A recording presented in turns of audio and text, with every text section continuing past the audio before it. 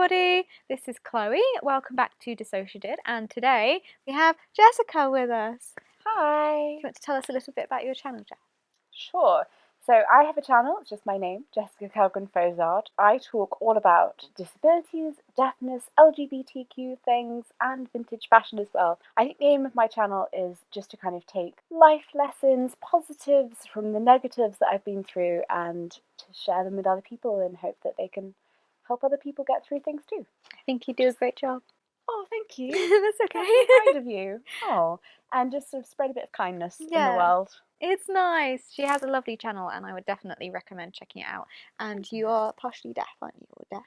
Yeah, I'm just deaf. All the videos on Jessica's channel are CC'd, so if you are hard of hearing, all her videos are very easily consumable and inclusive for everybody. So definitely recommend checking Jess out. We've done a video with her on your channel, which you can find in the description box below and probably in a little card up there somewhere, about ME and CFS, which a lot of you have asked me to do a video on, so you can find that on Jessica's channel. Today here on our channel we're going to be talking about what life is like with an invisible illness and how having an invisible illness affects the way people view you in society. You have some invisible illnesses, don't you? I do. I have two genetic conditions: hereditary neuropathy with liability to pressure palsies and mixed connective tissue disorder with associated postural orthostatic tachycardia syndrome. That's a mouthful. Yeah, so what that means, to break that down, is HNPP is, if you think of all of the nerves in your body as electrical wire, all of the nerves in your body have a coating around them, much like electrical wire has plastic around the outside. So mine has holes in it.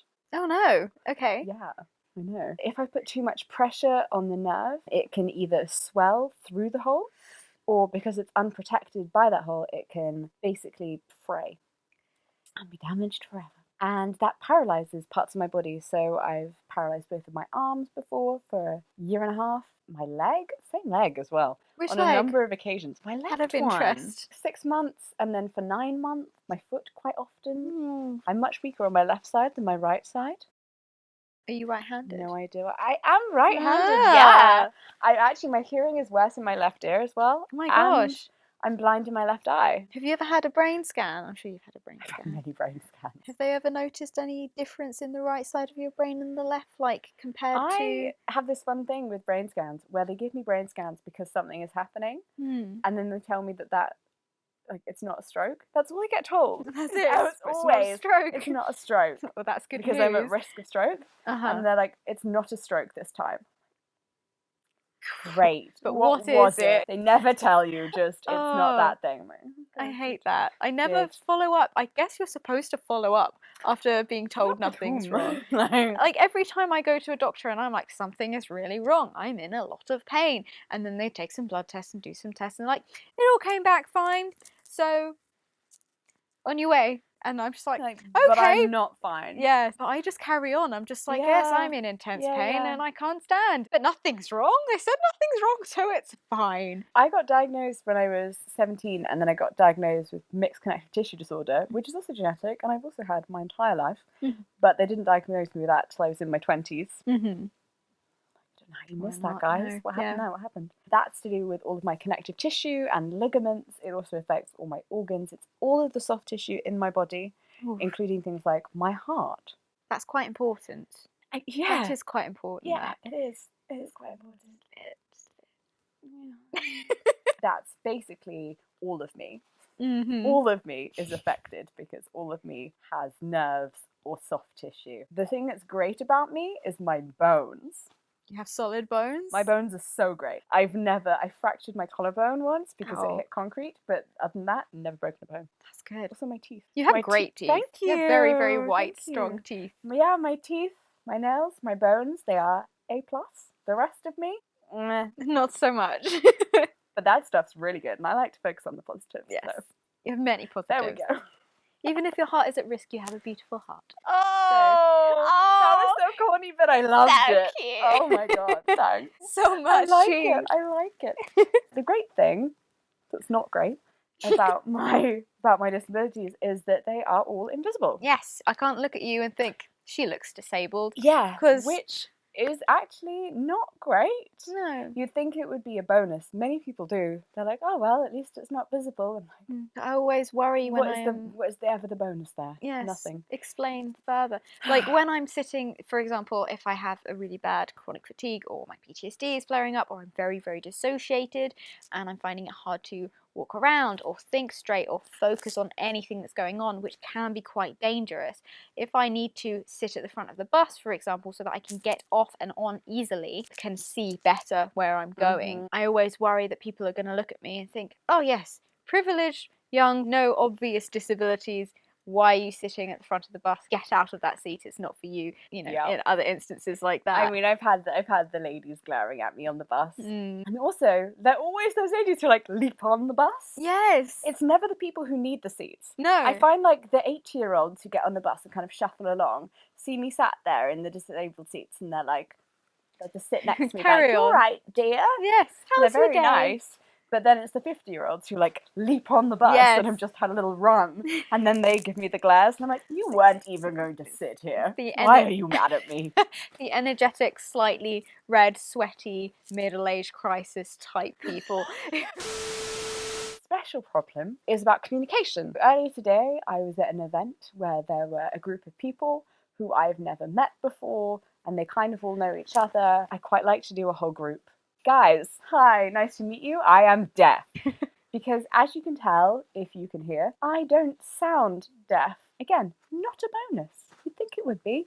It's not. Because people can't tell that I have any communication issues by listening to my voice. So they assume that you can hear and look absolutely fine. People don't really keep an eye out for disabilities like that. If they look at you, they assume, oh yes, you're not disabled because the majority of people aren't disabled. I think that that's something that it would be productive to try and change in society. Definitely. Like with people starting to ask, oh, I've met you as a new person, what are your gender pronouns? Perhaps being aware that even though somebody might not look disabled, they may have a quite difficult disability, whether that's you know, very hard for them to deal with or doesn't affect them as much, just because they look average or neurotypical or physically okay doesn't mean that that's the truth. For me, I connect it back to kindness. Because I think we need to all be kinder. We need to all be giving everyone the benefit of the doubt, which is something that I find I do all the time. People can be really rude. I'm just like, oh well, maybe they've had a hard day. They've got something going on at home. Maybe they find social situations awkward and they didn't mean to be so rude about my clothing. I love your clothes. You look very well put together and graceful. Thank you very much. Anyone who's mean about your clothes. Very strange to a large number of people, and I understand that. Another thing about things like that is intrusive thoughts. So, for example, if you are very politically correct or you want to be a very inclusive, happy, kind person to other people, just because you have a sudden intrusive thought like, oh, I don't like, oh, what's she wearing? That's unusual to see. That doesn't make you a bad person. Intrusive thoughts are natural. Everybody has them. What decides who you are and who you want to be as an individual is how you decide to respond to those intrusive thoughts. If you can then reflect on that and say, oh, no, actually, that wasn't very nice of me to think. I want to change the way I immediately process what I'm seeing. She looks amazing, and honestly, good on her for doing that. I love because it's all connected to my clothes. That's kindness too, because it's being kind to yourself as well, not beating yourself up for having had a thought about something, or not beating yourself up for past behaviour. Exactly. Like everything. Maybe you were a bit rude when you were a teenager.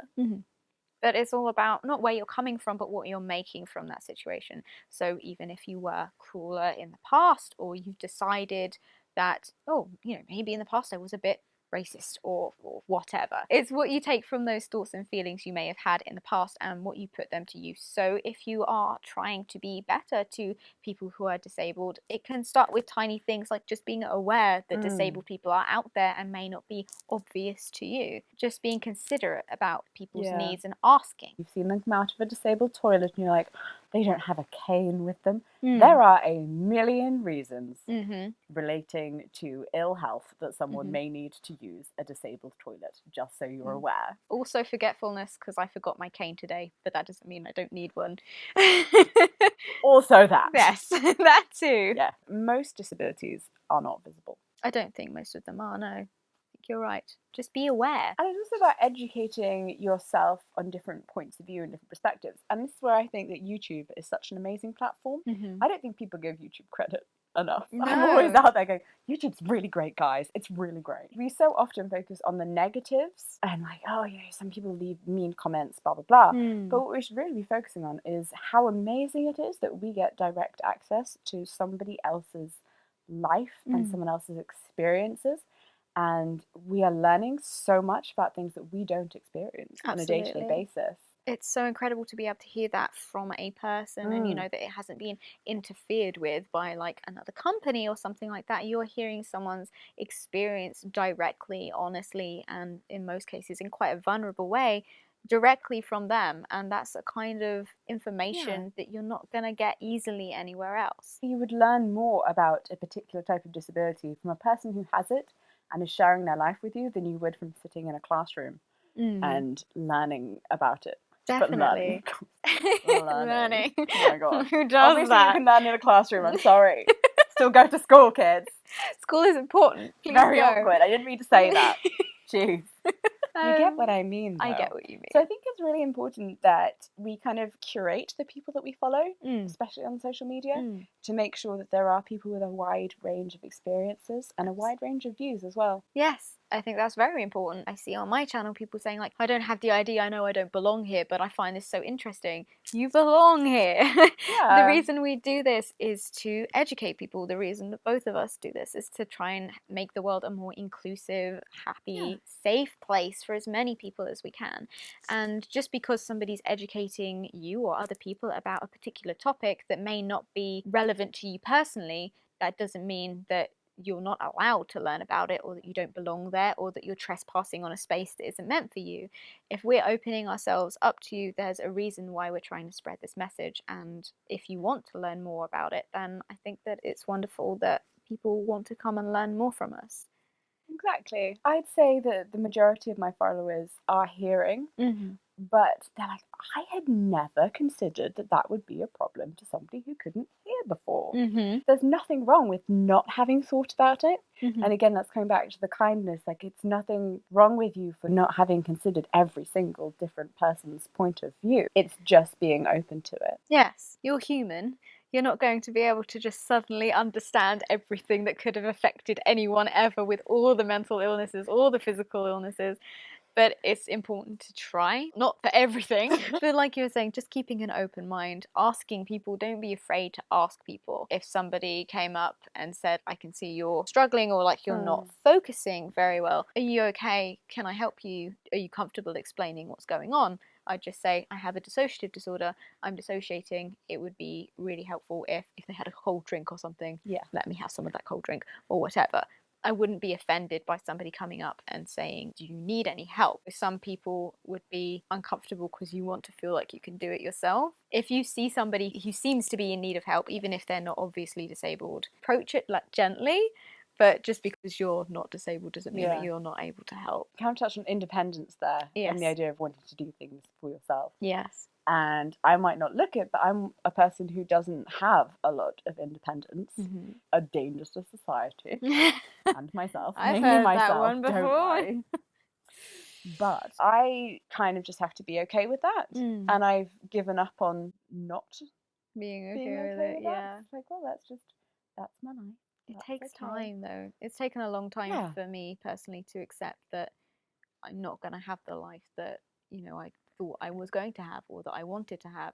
And that doesn't make me a failure or less of a person or less important or less valuable than other people who can live a more average life as society would see it, with like a 9-to-5 office job and going for 5K runs or whatever people do. It is something that's incredibly important for your own mental and physical well-being to accept yourself as you are. And that sounds super cheesy, and it's a lot more difficult than just saying it. No, for sure. I always think of people as we each have our own individual stories, and we don't know how they're going to end, and we don't know what the most important thread is going to be moving through it, because we can't look ahead. But the way that you are is just the way that you are, and that's your own personal narrative. It's your own journey. It's just the way your story was written, but you get to decide where you want to take those words. You don't get to decide where you end up, but you can choose what you want to do with what you've been given. Yes, we have trouble walking around, and we get very, very tired, and we both have disorders that make life difficult for us, but we're still here spreading messages to the world, trying to make a difference. You know, you're never alone. Yes, you're never alone. There's always someone who has a similar experience, even if it's not the same out there. You're never going to be the only one, and there's always somebody who's going to be willing to listen to you. I feel like this entire video is Instagram inspirational quotes, but I love it. I'm here for that. I'm happy with that, yeah. Starting to dissociate quite heavily, so I'm like, we can be done. Yep, I'm going. I'm sorry. Would you be happy to do an end? Yes. Is there anything else that you particularly wanted to talk about, or? I don't think so. Is there anything that you think we didn't hit that we should have hit? I can't think. I do. When I say, oh my brain. Sorry, I'm sorry. Oh, thank you. Do the grounding. You're so helpful. Thank you. Can I put this in the video? Yeah. Jessica's helping me ground because I'm dissociating. So it's little things like this, being open to what other people need that might seem odd compared to you, and just being kind, because you're a very kind and lovely person. I'm really glad I got to meet you. It's alright. You smell delightful. Oh, thank you. Your hair just smells gorgeous. Oh, thank you very much. Just had to tell you. So no, this one's pretty cold, but thank you anyway. If I can stay for 5 minutes, then whoever needs to switch can switch. But I need 5 minutes, please. The outro is. Sorry. Oh, it's so frustrating. It's like someone's just reached into your head and just wrapped everything in cotton wool and pulled it out of your head. What is my outro? I've been doing this for over a year. I know my outro. Okay, we're going to stop now because I'm dissociating quite heavily, and I'm sure you're quite tired as well. Video that we did about CFS/ME, more about ME, but you'll find out about it if you watch it, what I'm talking about. So yes, thank you so much for coming on the channel with me. Thank you for having me. You're very welcome. I hope that everybody stays safe and that you all have a good day. It was lovely to see you, and we'll see you all in the next video. Bye. Yay, done. Thank you so much. Thank you. That's Thank alright. you. It's alright. You're good. I'm a floaty cloud You're right out. now.